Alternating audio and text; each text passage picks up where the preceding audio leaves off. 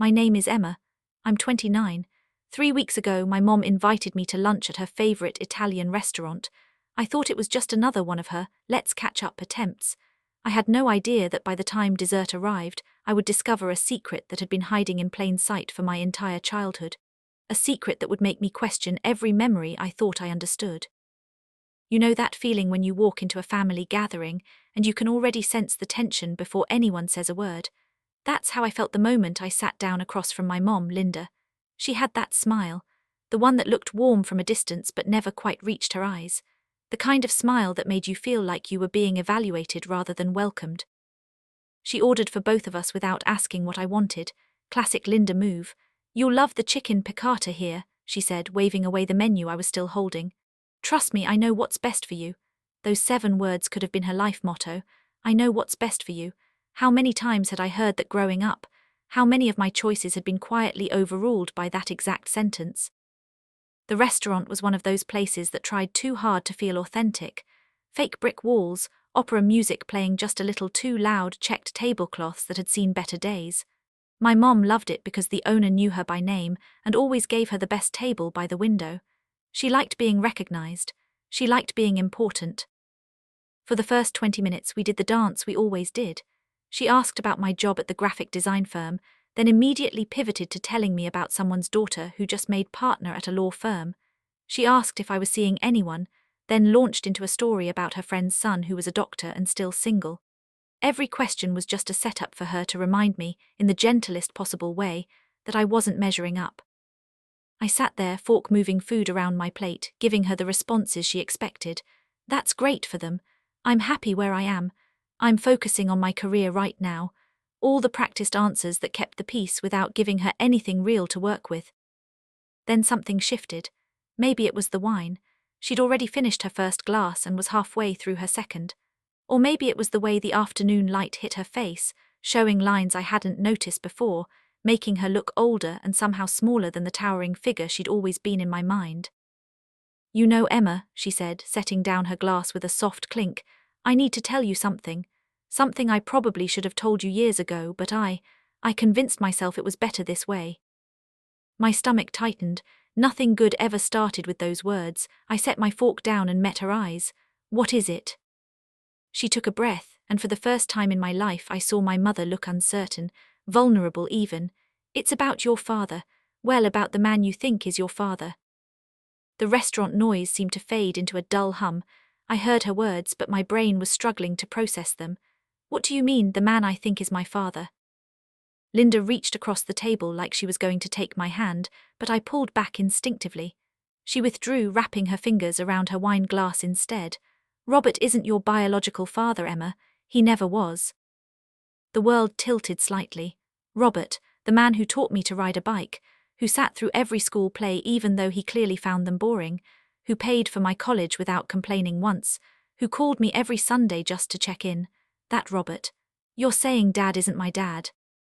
"He is your dad in every way that matters," she said quickly, as if that somehow softened the bomb she'd just dropped.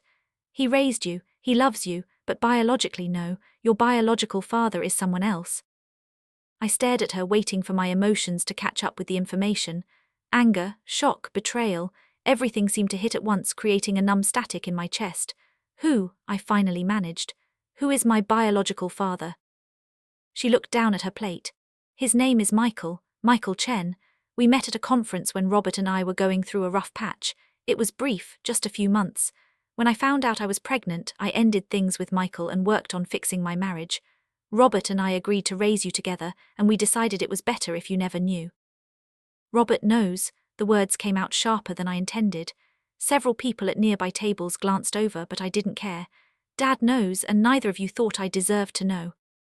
"We were trying to protect you," Linda said, her voice taking on that defensive edge I knew so well.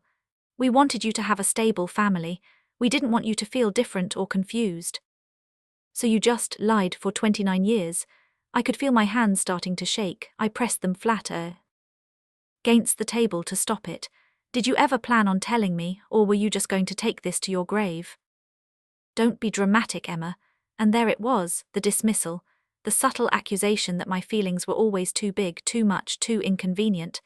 I'm telling you now because I thought you were mature enough to handle it. Michael reached out to me recently. He wants to meet you. That stopped me cold. He wants to meet me. Does he even know about me?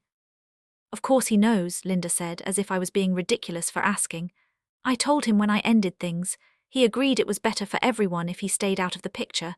But now, his wife passed away last year and he's been doing a lot of reflecting. He asked if it would be possible to at least meet you once. To know you. The absurdity of it hit me then. I had a biological father I'd never met who was grieving his wife and suddenly wanted a relationship. I had a dad who'd raised me but kept this massive secret my entire life. And I had a mother who thought ambushing me with this information over chicken piccata at a mediocre Italian restaurant was appropriate. I need to leave, I said, standing up so fast my chair scraped loudly against the tile floor. I can't do this right now. Emma, sit down, you're making a scene. I don't care, and I really didn't. For once in my life, I genuinely did not care about meeting my mother's expectations or keeping things comfortable for everyone else. You just told me my entire life is based on a lie, and you think I'm going to sit here and finish lunch like nothing happened? I grabbed my bag and walked out, leaving her sitting there with 2 plates of half-eaten food, and probably a rehearsed speech about why this was all for the best that she never got to deliver. If you've ever had your reality completely reshaped in the middle of an ordinary day, stick around. Hit like and subscribe because this story goes places I never saw coming. Places that made me question everything I thought I knew about family, truth, and who I really am. The drive home was a blur. I don't remember most of it, which probably wasn't great considering I was operating a vehicle, but somehow I made it back to my apartment without incident. I sat in my car in the parking garage for I don't know how long, just staring at the concrete wall in front of me, trying to make my brain work. Robert wasn't my biological father. That sentence kept running through my head on repeat, but it didn't feel real yet. It felt like something that happened to other people, not to me. Not to my boring, predictable family, where the biggest drama was usually my mom's passive-aggressive comments about my life choices. When I finally made it inside, I did what any reasonable person in my situation would do. I called my best friend Jade and told her everything. Well, I tried to tell her everything. It came out more like a frantic word vomit that probably didn't make much sense, but Jade had known me since high school. She had a PhD in translating my chaos. Holy shit, she said when I finally paused to breathe. So your dad isn't your dad, but he knows he isn't your dad, and your mom just casually dropped this on you at lunch like she was discussing the weather. Pretty much, yeah. And there's another guy, your biological father, who wants to meet you. Apparently, I was pacing now, phone pressed to my ear, too wired to sit still. Jade, what do I do? Do I call Robert? Do I meet Michael? Do I just pretend this conversation never happened and go back to my regularly scheduled life? Emma, I love you, but you're not going to be able to pretend this never happened. This is huge. You need to process it and you need to talk to Robert. She was right. Of course she was right. But the thought of calling the man who'd raised me and asking him why he never told me the truth made my stomach turn. What if he got defensive? What if he said something that made it worse? What if this knowledge changed how he looked at me? What if he doesn't want to talk about it? I asked quietly. Then he doesn't get a choice, Jade said firmly. You deserve answers, Emma, from both of them. Your mom dropped this bomb and now you get to decide what happens next. Not her, you. After we hung up, I sat on my couch with my phone in my hands, Robert's contact pulled up on the screen. Dad, that's what I'd always called him. That's what he'd always been. How was I supposed to have this conversation? I pressed call before I could overthink it. He answered on the second ring. Emma, hey sweetheart, how are you? The normalcy of his voice almost broke me. Dad, I need to talk to you about something. Can you come over? There was a pause, long enough that I knew he'd already guessed what this was about. Your mother told you. Yeah, she told me. Another pause, heavier this time. I'll be there in 30 minutes. He made it in 25, when I opened the door. Robert looked exactly like he always did. Khakis, a polo shirt, glasses sliding down his nose. But seeing him now with this new information burning in my chest, I found myself searching his face for signs I'd missed. Did I look like him? Had I ever? How had I never questioned it before? Come in, I said, stepping aside. We sat in my living room, the space between us on the couch feeling wider than it ever had before. For a moment neither of us spoke, then Robert cleared his throat. "I'm sorry you found out this way," he said quietly. "I always thought. I hoped we'd tell you together when you were ready, but your mother has her own timeline for things." "How long have you known," I asked, "that I wasn't yours biologically?" "From the beginning, before you were born." He took off his glasses and rubbed his eyes. "Your mother and I were separated when she got involved with Michael. We were talking about divorce, but when she found out she was pregnant, we decided to try again, to make it work. And it just never came up. In 29 years you never thought I should know." He looked at me then, really looked at me, and I saw something I'd never seen in my father's face before. Fear. Every day, Emma, every single day I thought about telling you, but every day I was also terrified that if I did, I'd lose you, that you'd stop being my daughter and become someone else's. The raw honesty of it cut through some of my anger. "I'm not someone else's daughter, I'm yours, you raised me, you were there for everything. Biology doesn't change that." "I know that intellectually," he said, his voice rough. "But fear isn't intellectual. It's the thing that wakes you up at 3 in the morning wondering if your kid will still call you dad once they know the truth." We sat with that for a while, then I asked the question that had been building since I left the restaurant. "Do you want me to meet him, Michael?" Robert's jaw tightened. "What I want doesn't matter. This is your choice, Emma. If you want to meet your biological father, I'm not going to stand in the way of that." "But do you want me to?" He was quiet for a long moment. "No," he finally admitted. "Selfishly, no. I don't want to share you with someone who hasn't earned the right to call himself your father. But that's my issue to deal with, not yours. You deserve to make this decision based on what you need, not what makes me comfortable." The maturity of his answer somehow made it worse. It would have been easier if he'd gotten angry or possessive. Instead, he was being the parent he'd always been, supportive even when it hurt him. "I don't know what I want yet," I said honestly. "I'm still trying to process that this is even real."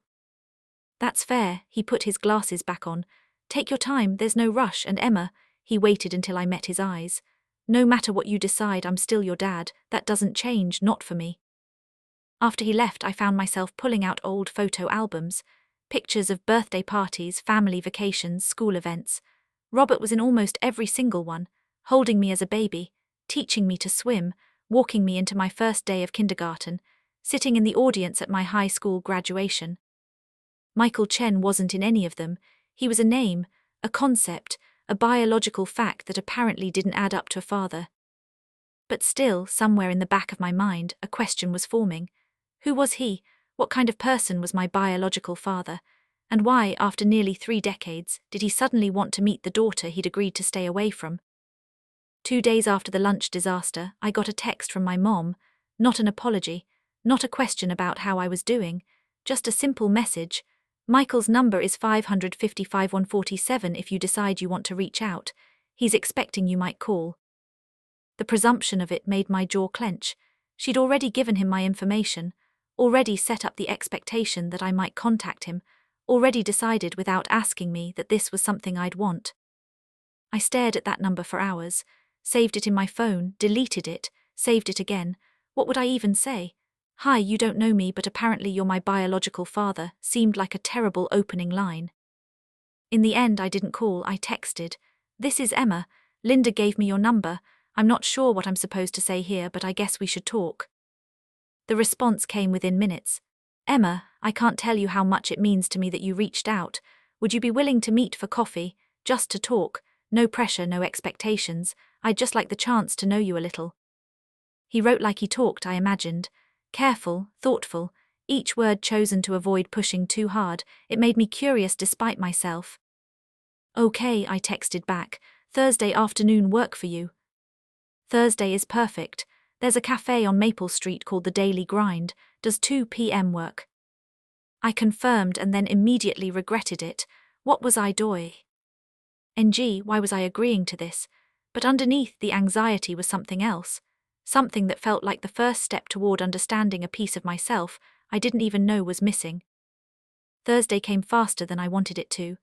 I changed my outfit 3 times before settling on jeans and a sweater, something that said casual, without looking like I was trying too hard or too little.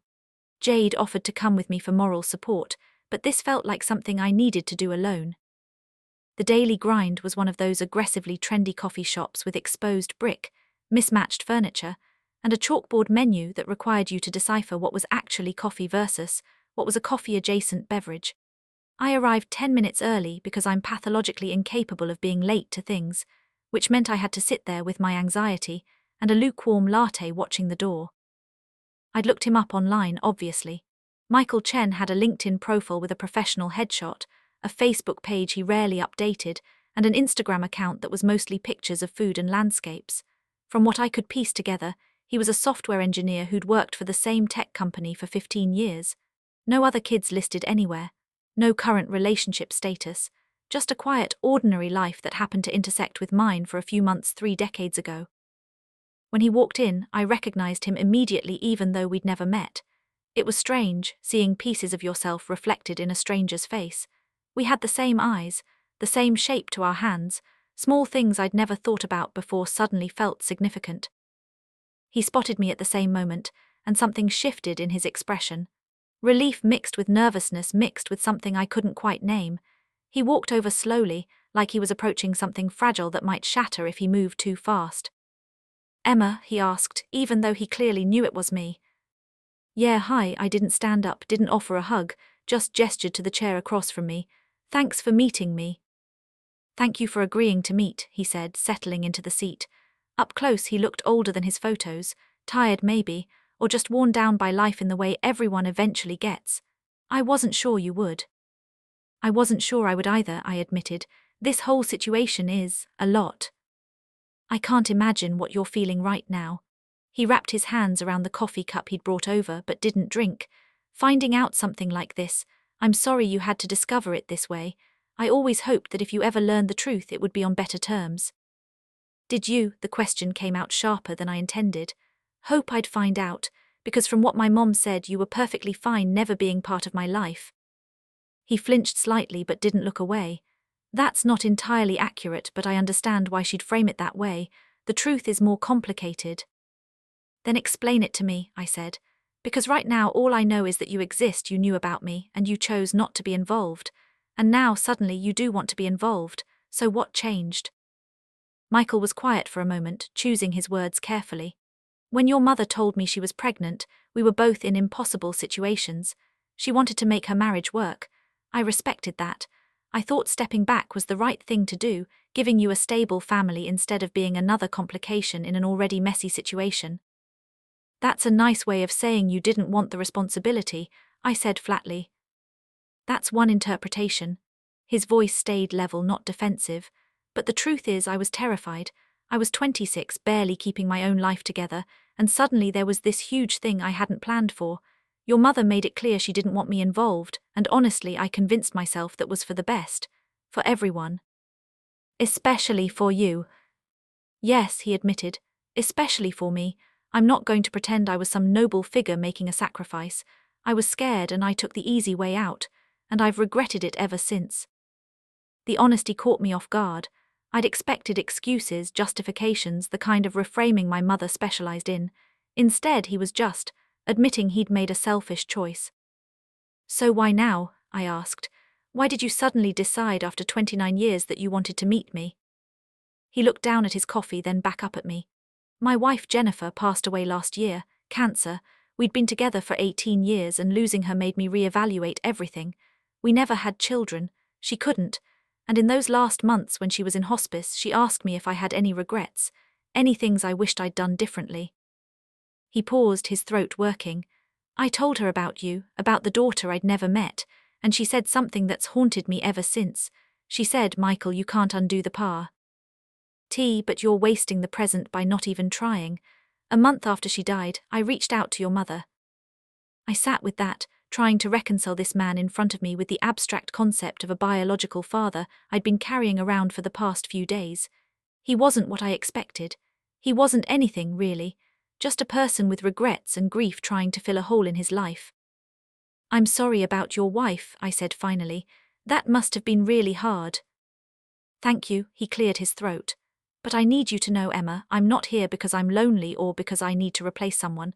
I'm here because you exist, you've existed this whole time, and I've missed 29 years of your life. I can't get those back. But maybe, if you're willing, I could know you now, even just a little. There was something almost painful about his earnestness. No demands, no expectations, just a quiet hope that felt achingly vulnerable coming from a stranger who was somehow not a stranger at all. I don't know what you're expecting from me, I said carefully. I have a dad. Robert raised me. He's been there for everything. You can't just show up now and expect to slot into some father role that doesn't exist anymore. I don't expect that, Michael said quickly. I know I'm not your father in any real sense. Robert earned that. I'm the person who contributed half your DNA and then disappeared. I know that. I'm not trying to replace anyone or rewrite history. I just want the chance to know who you are. Why does it matter to you? The question came out almost desperate. Why does it matter now when it didn't matter then?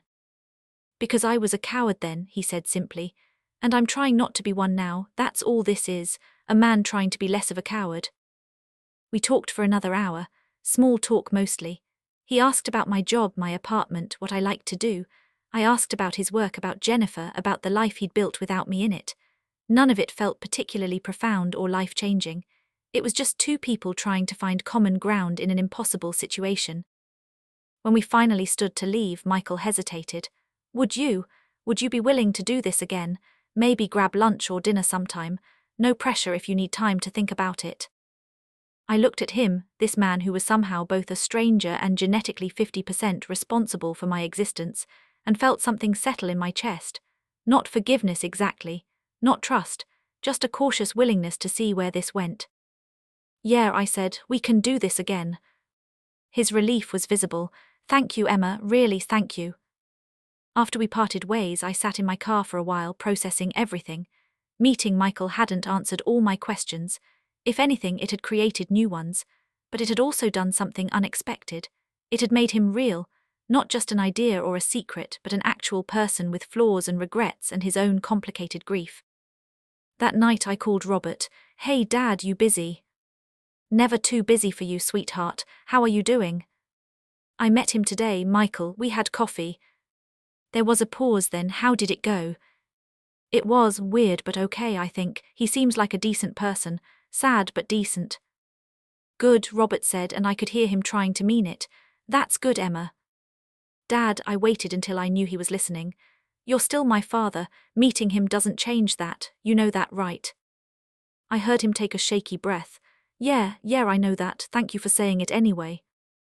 Over the next few weeks, I met with Michael 3 more times.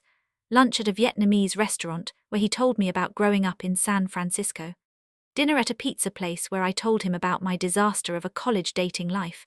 A walk through a park where we mostly didn't talk at all, just existed in the same space without the pressure of constant conversation.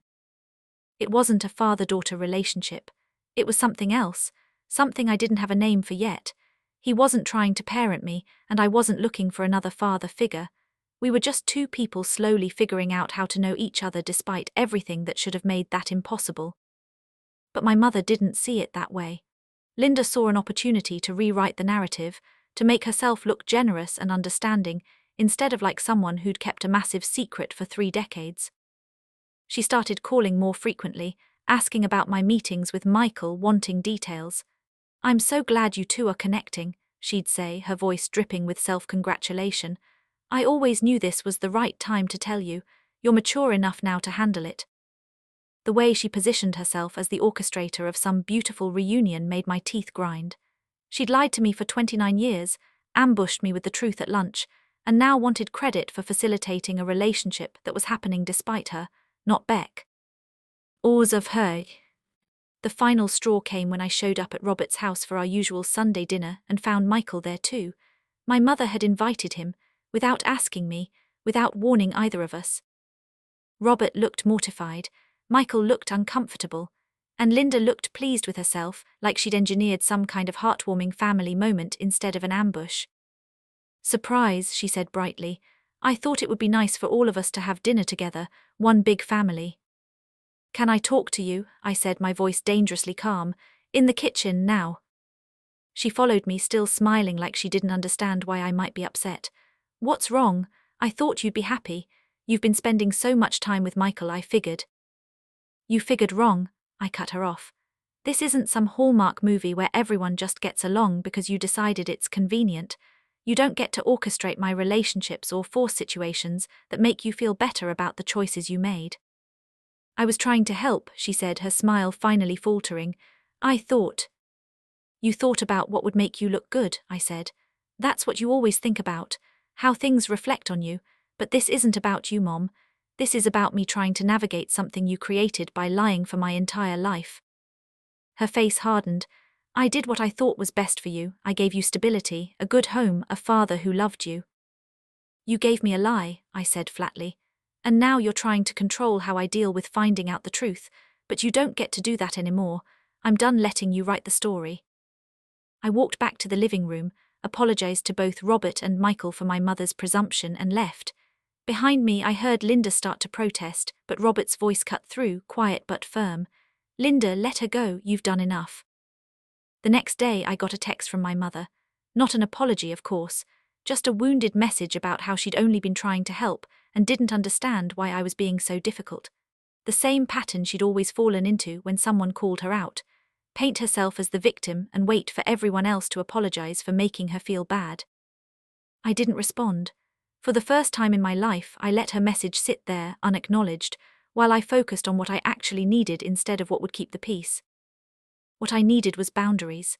Clear, firm boundaries that my mother wasn't used to encountering, so I set them. I told her I'd be taking a break from our weekly calls, that I'd reach out when I was ready, but I needed space to process everything without her interference, that my relationship with Michael, whatever it ended up being, was mine to navigate. She didn't take it well. There were more texts, a few voicemails, an email that was 3 pages long about everything she'd sacrificed and how ungrateful I was being. Classic Linda. But something had shifted in me. The guilt that usually made me cave, that made me apologize just to make her stop, wasn't working anymore, because I'd finally realized something crucial. My mother didn't keep this secret to protect me. She kept it to control the narrative, to ensure she was always the hero of the story, the one who held everything together, the one everyone should be grateful to. Discovering the truth about my biological father hadn't just changed how I saw my family. It had changed how I saw my mother. And once you see someone clearly, it's almost impossible to go back to the comfortable blur you lived in before. 3 months after that disaster lunch, I met Michael at the same cafe where we'd first talked. We'd settled into a rhythm by then, meeting every couple of weeks, sharing meals, slowly building something that resembled a relationship, even if we didn't have a name for it yet. I wanted to show you something, he said, pulling out his phone. He scrolled through photos until he found what he was looking for. This was Jennifer, this was us. The picture showed a couple at a beach, both laughing, completely comfortable with each other. Jennifer had kind eyes and wild curly hair. They looked happy, solid. She was beautiful, I said. She was everything, Michael said quietly.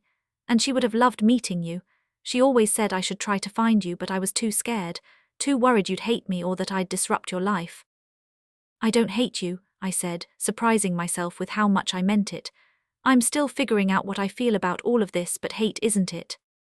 What is it then? I thought about it, confused mostly, angry at my mom for how she handled it, grateful to Robert for being my dad even when he didn't have to be, and with you. I paused, trying to find the right words. Curious, I guess, about who you are, about where I come from. That's fair, he said, more than fair. Can I ask you something? I leaned forward. Do you regret it, not just staying away but the the whole thing? He didn't answer right away. I regret the affair, yes. Not because it led to you, I could never regret that, but because it was a selfish, stupid thing to do. Your mother and I were both running from our problems instead of dealing with them, and that's not something I'm proud of. But you don't regret me. Never, he said firmly. You're the one thing from that mess that I could never regret. Even if I wasn't part of your life, even if I never got to know you, you still existed out there somewhere, and that mattered. You mattered. Something in my chest loosened slightly, not forgiveness exactly, but maybe the beginning of understanding. By the time I left the cafe that day, I realized something important. This situation wasn't neat. It wasn't going to resolve into some perfect ending where everyone hugged and moved forward as one happy family. Real life didn't work that way. But I could choose what I took from it. I could choose to build a relationship with Michael on our own terms. I could choose to maintain boundaries with my mother until she learned to respect them. I could choose to keep loving Robert exactly the way I always had. And I could choose to stop waiting for everything to make sense before I moved forward. That night I called Jade. "Hey, you free this weekend?" "For you always, what's up?" "I need help with something. I want to take all those old family photos, the ones with just me and Robert, and put them in new frames. Nice ones, the kind that say these memories matter." "Redecorating as therapy," Jade said approvingly. "I'm into it, but Emma, are you okay? Like actually okay?" I looked around my apartment at the life I'd built, at the person I was becoming despite everything. "Yeah," I said and meant it. "I think I actually am." The weeks turned into months, and slowly a new normal emerged. Michael and I found our rhythm: lunch once a month, occasional texts about random things, the easy companionship of two people who shared genetics but were still essentially strangers working to become friends. He never pushed for more than I was willing to give, and I never felt obligated to offer more than felt right. Robert remained the constant he'd always been. Sunday dinners at his place became sacred again once my mother stopped trying to engineer surprise reunions. We didn't talk about Michael much unless I brought it up, and even then, Robert listened more than he spoke. He never asked me to choose or made me feel guilty for building a relationship with my biological father. He just continued being the dad he'd always been. My mother was a different story. Linda struggled with boundaries the way some people struggle with sobriety. She'd respect them for a while, then slip back into old patterns, testing to see if I'd cave. I didn't. Each time she crossed a line, I reinforced it calmly but firmly. It was exhausting but necessary. The real breakthrough came 6 months after everything started, when Linda showed up at my apartment unannounced. Again, but this time something was different. She wasn't polished and put together. She looked tired, smaller somehow. "I need to talk to you," she said when I opened the door. "Really talk, not the way I usually do." I almost closed the door, almost told her this wasn't a good time, but something in her face stopped me. "Okay, come in." We sat in my living room, the silence stretching between us like a physical thing. Finally, Linda spoke. "I've been in therapy," she said, "since that dinner at Robert's house, since you told me I was trying to control everything." She twisted her hands in her lap, a nervous gesture I'd never seen from her before. "My therapist helped me realize some things about myself I didn't want to see." I waited, not making it easy for her. "I kept the secret about your father because I was ashamed," she continued. "Not of you, never of you, but of myself, of the affair, of almost destroying my marriage. I convinced myself that if I could just control how the story was told, I could rewrite what it meant, make it into something that proved I was a good mother instead of someone who made terrible choices." "You are a good mother in some ways," I said quietly, "but you're also someone who lies and manipulates to protect your own image. Both things can be true." She flinched but nodded. "I know, and I'm sorry, really sorry, not sorry you're upset, sorry for what I did, for lying, for ambushing you, for trying to orchestrate your relationship with Michael like I had any right to do that. It wasn't perfect, it wasn't everything I'd wanted to hear over the years, but it was real and that mattered." "I appreciate you saying that," I said. "But Mom, you need to understand, things can't go back to how they were. I need you to respect my boundaries, really respect them. Not just for a few weeks until you think I've calmed down." "I know," she said. "My therapist and I have been working on that, on why I do this. On how to stop." She looked at me with wet eyes. "I don't want to lose you, Emma. I know I've spent years pushing you away while pretending to pull you close, but I don't want to lose you." "You won't lose me," I said. "But you also can't have me the way you used to, the version of me that just accepted everything to keep the peace. She's gone. You're going to have to get to know the person I actually am instead of the person you wanted me to be." We talked for 2 hours that night, really talked in a way we never had before. It wasn't comfortable. Linda still slipped into old patterns, still tried to explain away some of her choices. But each time she caught herself, apologized, and tried again. It was clumsy and imperfect and probably the most honest conversation we'd ever had. When she left, I didn't feel fixed. I didn't feel like our relationship was suddenly healed. But I felt like maybe, for the first time, we were both actually trying to build something real instead of maintaining a comfortable fiction. A week later, I met Michael for dinner at a Thai restaurant he loved. We were halfway through our meal when he said something that caught me off guard. I need to tell you something, and I need you to know I'm not expecting anything from you when I say it. I set down my fork, stomach tightening. Okay. I love you, he said simply. Not in the way Robert loves you, he earned that, but in the way someone loves a person who's part of them, even if they barely know them. You're my daughter biologically, and getting to know you these past months has been one of the greatest gifts of my life. I just wanted you to know that. I felt my throat get tight. Michael. You don't have to say it back, he said quickly. I'm not asking you to, I just needed to say it out loud once, to acknowledge that what I feel is real, even if our relationship doesn't look like a typical father-daughter one. I looked at this man who'd given me life but not a childhood, who'd made terrible choices but was trying to be better, who'd missed everything important but wanted to be there for whatever came next. I don't love you the way I love Robert, I said honestly, but I care about you, and I'm glad you're in my life now, even if it's complicated, even if I don't know what to call what we have. That's more than enough, he said, smiling. That's everything. That night, lying in bed, I thought about the strange family I'd somehow ended up with.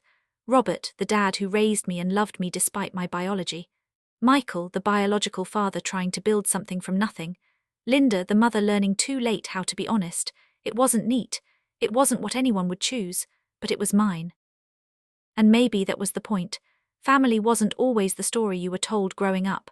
Sometimes it was the messy, complicated truth you had to figure out how to live with. Sometimes it was learning that love could exist in multiple forms, that you could be angry and grateful at the same time, that secrets didn't just hide information, they shaped entire lives. If there's anything I learned from having my whole reality rewritten over lunch that day, it's that the truth doesn't fix everything. But living with lies slowly erodes everything, including yourself. Discovering my biological father didn't give me a fairy tale ending. It gave me something messier and more real, the chance to decide for myself what family means instead of just accepting the version I'd been handed. I still had debt from therapy bills, working through years of my mother's manipulation. I still had moments where I looked at Robert and felt a complicated guilt for building a relationship with Michael. I still had days where I resented Linda for waiting 29 years to tell me the truth. But I also had something I didn't have before. I had choice. I had agency. I had the freedom to build relationships on my own terms instead of on someone else's secret. And in the end, maybe that's what growing up actually means. Not accepting the family you're given, but figuring out which parts to keep, which parts to reshape, and which parts to walk away from entirely. Even if it means walking away from the comfortable lies you've been living with your whole life.